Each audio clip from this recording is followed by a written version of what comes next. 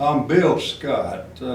I live in Virginia now, but I'm originally from Oklahoma. I was born out there at Kiowa Indian Hospital, Fort Sill Reservation. And my folks were farmers, and I spent most of my life, early life, on the farm. Mm-hmm. And anyway, I was between my junior and senior year in high school, that's between the 11th and 12th grade, when the war broke out in 1950, June 1950. Well, in January of that year, some of my friends they belonged to the National Guard, Oklahoma National Guard. And for us old farm boys, there wasn't many ways to make a living or earn any money. So they said, join the National Guard with us, Bill, and you can make some money there by making a couple of drills a month and get paid for it. Mm-hmm. Well, now then, I was between my junior and senior year in high school, and there was not that much money that a young fellow could make at that point in time. So I took them up on took advantage of it. Now, but they had some laws there that you could not join the National Guard unless you were at least 17 years old with your parents' permission. Mm-hmm. And I wasn't 16. Mm-hmm. My birthday was on July the 5th in 1933. But I went to the National Guard Armory, got my enlistment papers, filled them out. And where it says age, I altered my age by a year. Just altering. Altered it. Yeah. I didn't lie about it. Right. I altered my age. So I was in the National Guard, and we learned all about infantry. Our organization was an infantry company. So they made a rifleman out of me, and then later a BAR, Browning automatic rifle. Shoot, it's a lot larger than the M1 rifle. Mm-hmm. And we trained, and we were training, getting ready to go to summer camp. We were supposed to go summer camp late June or early July. It would have been early July. But unfortunately, the war broke out. The North Korea invaded South Korea June 25th. Mm-hmm. And but now we just came out of World War II in 1945, and this was still on everybody's mind, such a horrible long war. But in 1950, we didn't know much about the world at that time. I mean, being young like this, we were more interested in chasing girls and living a boy's life. So we didn't know where it was. We said, where in the world is Korea? And we had not been taught geography about Korea, how, they'd been split. And we said, where the heck is Korea? But we found out in a hurry. The newspapers got on it, and they gave the backgrounds and who the North Koreans were and South Korea. We were, had a contingent force. Couldn't have been much over there, for Americans, because they come to find out that they were just over there. They didn't help the South Koreans that much, but they fought a delaying action. So that was on June the 25th, And we went almost through the summer watching this war progress. In September 1, 1950, the American government mobilized the 45th Infantry Division along with 3 other National Guard divisions. At that time, we had 10 to 12,000 men in our division. It was peacetime.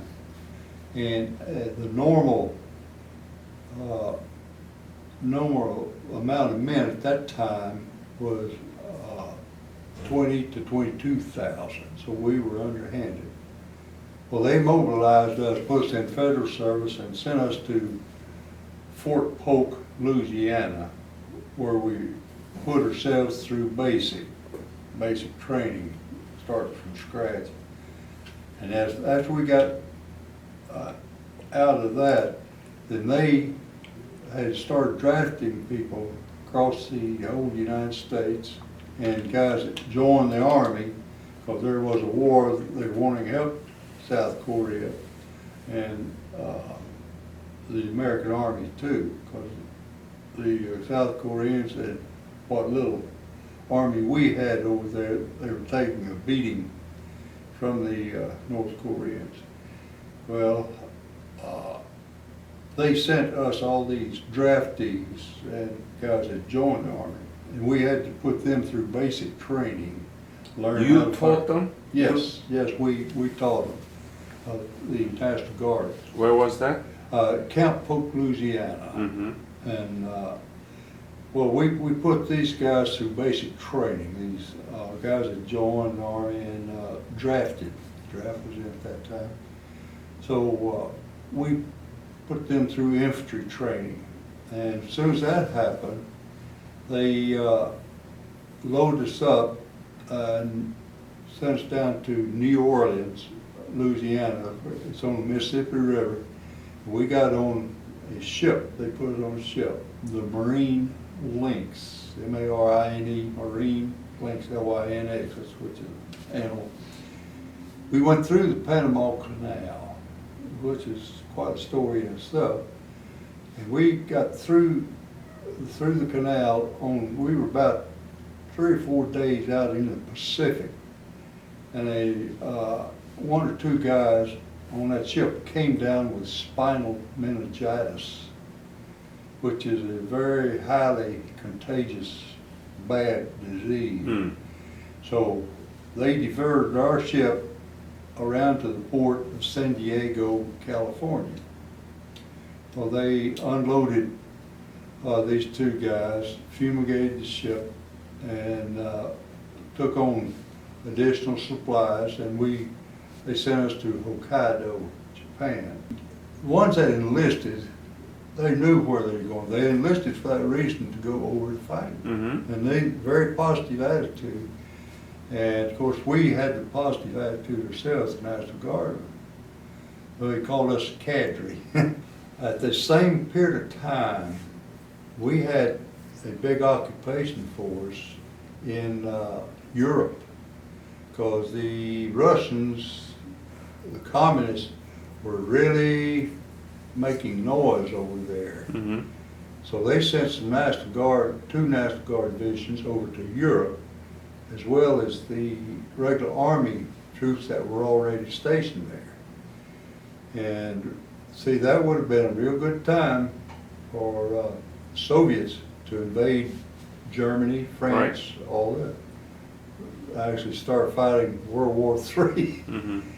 But fortunately they didn't. But they sent 2 National Guard divisions to Europe, and the 45th and the 4th Division. 45th out of Oklahoma, the 4th Division was out of California. So they sent us over there. Well, we landed, the 45th landed at Hokkaido, the northernmost island in Japan. Now on the north end of Hokkaido, there was a strait, S-T-R-A-I-T, Strait of Japan or something, I don't know. Yeah, strait. Sakhalin Island. Yeah. We could see Sakhalin Island in the distance.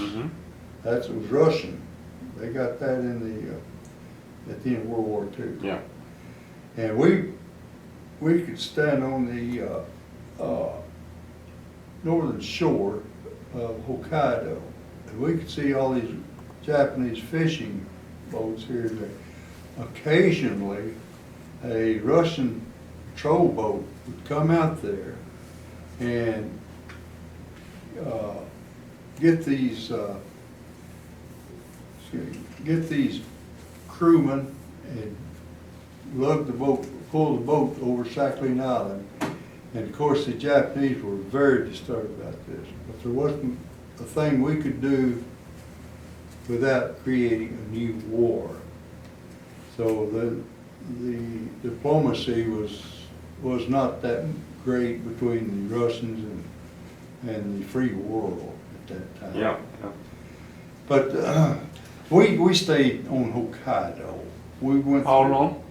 We got there in April, and we did some intense training until 1951. 1951. In fact, the snow on Hokkaido was very deep at that time, and they just issued us winter clothing and equipment, all this.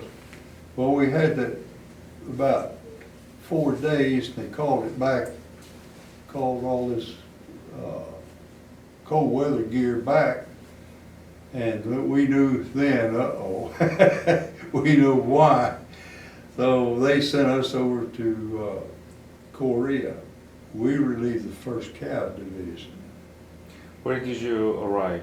All right, we landed at the port of Incheon. And now this was December of 1951 when we did this. You stayed there in Hokkaido for more than 6 months? Yes. Training, very intense infantry training, fighting training, using the tactics having to be used in Korea by the Army. But we went through very intense training. We were a very proud and very well trained infantry division when we went to Korea. At San Diego on the way to Hokkaido, we were about in the middle of the ocean, Pacific, when we received word that President Truman had fired General MacArthur. There was a lot of mixed feelings on this, because we knew where we were going before we came back home. That was a set in stone conclusion for where we were going as an infantry unit. And there was a lot of mixed feelings about MacArthur being fired. Now, I was one of those that was glad, because his strategy was to bomb the Yalu, sterilize the Yalu with atomic bombs there, and then use Chiang Kai-shek and his troops and American troops and invade China, which was biting off a big chunk of meat there that you couldn't swallow. So we knew what he had in mind, and we were glad that he got fired. The first casualty in our company happened to be in my squad. It had a piece of shrapnel, came through and just sliced his arm. It just severed the muscles, everything. But saved him and everything. When the artillery come, and when you're on patrol at night time, it's real eerie. Because you have 2 types of weather. You got a black moon, you got your moonlight, or you got moonlight on snow, and you can see a long way in the snow. But this, when it's even the moon, full moon, when just natural, you don't know where they are. Chinese the same way with us. And especially Chinese working at night. Yes, they do, right, yes. Americans, I guess we're just day people or something, we dig our trenches and all. But we do what we call button up at night. We post our guards and depending on the severity of the situation at the time, 50% watch means half the squad will be watching while the other half rests or sleeps or whatever. And we usually have a couple of hour shifts all through the night, rotating. And by that, you know, you don't get that much sleep. And when it comes to sleep, you're over a short period of time, your nerves seem like on the outside of your skin. It just, your sensitivity is greatly heightened on this because at least a little twig or something like that snap, you're wide awake. You know, your mind never rests. It rests, but it never goes to sleep. So, because if you do go to sound asleep, then you may not wake up. And the Chinese were the same way. I mean, and the Chinese, they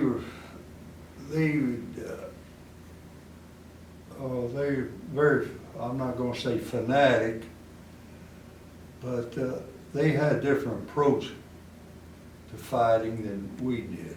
They sacrificed their men to get an objective. And of course, Americans, free world, Koreans, South Koreans, we use strategy more than just sacrifice human life. But we'd see little children and women and the old men there in this rubble.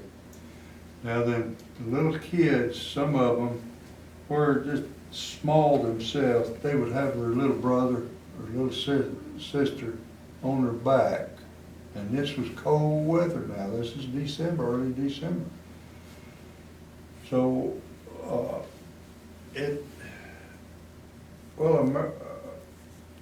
people from the free world, we don't like to see people suffer. And these poor little kids, mama son, papa son, too, just starving. We'd never seen anything like this. And so what happened, all of us did, we got our seed rations and we'd toss it, you know, after some of the children, mama son, papa son, you know, they needed a lot more than us because we knew we'd be getting rations another day or two. But these people, they don't know where their next bite of food's coming from. We had this fellow, Pyon Don Chon, and he and I got to be real close friends. Now, he was a teacher before the war started down Suwon. And he had a wife and 2 little daughters. He had, a picture. And Pyon talked English, spoke English. He's picking it up all the time. I'd help him along. But Pyon was a great guy.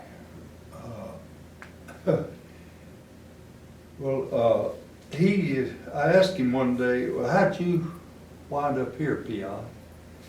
And he told me that he lived out Suwon. And he went to town. The war was going on, and the South Koreans were in Suwon at the time. He went into town or someplace to get food or whatever it was, but he was on the street, and this army truck pulled up, had some soldiers in it. They just grabbed him off the street, put him in the truck, told him he was a Catoosa, Korean augmentation. And it had been, he'd been in, that for a year and had not seen his family. They didn't know where he was or anything else. They knew that they were still in Suwon. So, he came to me one day. He said, "Sergeant Billy," "Yeah, Pim." He says, "I have an opportunity to go see my wife and my family." I was just as happy for him as could be. I said, "Okay, Pim." I said, "When are you leaving?" He said, "Well, tomorrow." And I knew he was hedging about something. I said, "Well, Peon, do you have money for him?" He did now, but his pride, he just didn't want to. But I said, "Well, how about clothes? How old are you?" He told us how old, young his kids were and his wife. So I said, "Okay." I said, "Peon, we'll take care of it." And so I got the guys together. Well, we had the Chinese won, excuse me, I'm sorry, the Korean won. We played poker with. That's what they paid us with. What we didn't send home to our folks, you know, just took a small lot. And the military script that they used. But we played poker with the money. That's all we had to do. Well, I told the guys that Peon going home to see his family finally, and he doesn't know what their condition is or anything.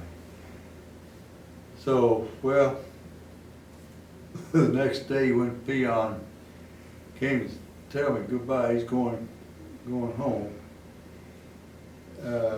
Well, I'd gotten a bag, it's a big, on his, carry over his shoulder, and that was full of money. The guys had it. Very nice. And I says, "That's not all." I brought, a couple of the guys brought out this big old duffel bag, and we had put food in it, and sea rations and clothing, what fatigues we had, and all this for her to make something out of blankets, for her to make some winter clothes out of it. Well, we loaded, he could barely walk out there. But he was gone for a couple of weeks. He came back, he was a different man. You know, he got to see his wife, and with all the money he got to get a nice shelter and took care of it. And that, when I finally rotated back next June, Peon and I, we were close. I had tears in my eyes. I didn't want to leave him in that mess, you know. And well, he was the same way. Well, I'll always remember Peon. John Don John. All right, this one was my division patch, the 45th Infantry. But it's Thunderbird. It's the Indian name for. Well, it's got a history behind it. Now this is just a patch that I took off a cap. So some ribbons there, the Korean War, veteran, etc. We can read it, the Thunderbird. This is my rank as a sergeant, okay? Now this is U.S. and the cross rifle. That's what went on their collars. And this was Japanese occupation. This is, I don't know how I got it, good conduct medal. Now this is campaigns, Korean service campaign. 1 star for each campaign. That's, first one was the fall, winter, 1951. And the other one is for the spring, summer offensive, 1902. And this is the United Nations ribbon. I'm sorry here. This is the Korean government issued us these, and this I can't tell. I forget what those two are, but the Korean government awarded us that. Now these, this is, these are the medal that goes on. This in the lower right is a can opener for our sea rations. I wore that on a chain around my neck with my dog tags identification. This is our 45th coin based on this. This is one of my dog tags. So that I identify. If you notice, there's a notch on that. All right, the reason we started this in World War I. Dog tags.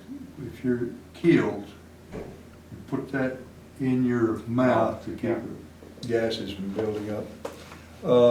This is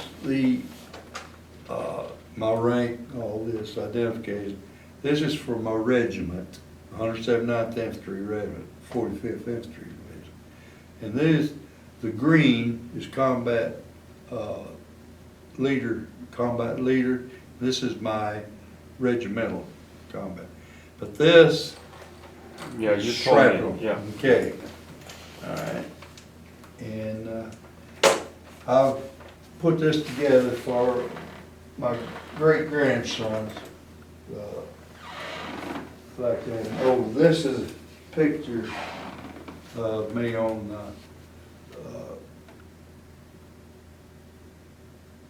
pork chop.